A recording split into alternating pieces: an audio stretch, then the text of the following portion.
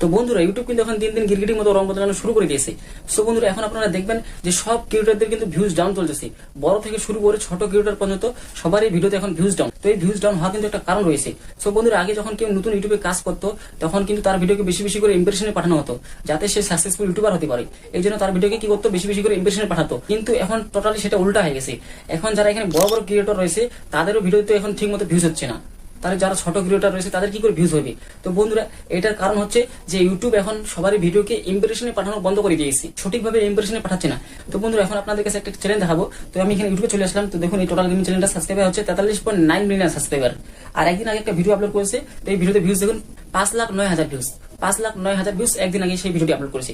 তো বন্ধুরা 43 million subscriber থেকে যদি মাত্র 20 মিলিয়ন সাবস্ক্রাইবারদের এই ভিডিওটি ইমপ্রেশনে পাঠানো হতো তাও কিন্তু কমসে কম 9 থেকে 10 মিলিয়ন ভিউজ আসতো এই ভিডিওতে।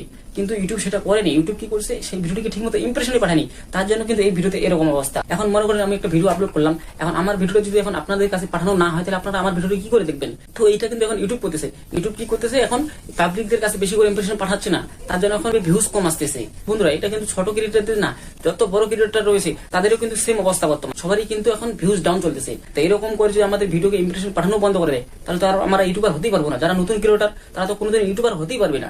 তো বন্ধুরা এই জন্য এখন আমাদের সবাইকে এক হতে লাগবে।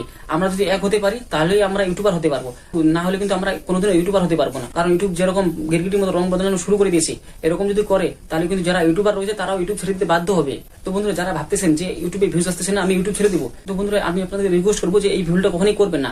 তো বন্ধুরা এখন আমাদের সবাইকে এক হয়ে ইউটিউবের বিরুদ্ধে কথা বলতে হবে, তাহলে আমাদের কথা কিন্তু ইউটিউব রাখতে বাধ্য হবে। তো বন্ধুরা এর জন্য আমাদের সবাইকে এখন এক হতে লাগবে।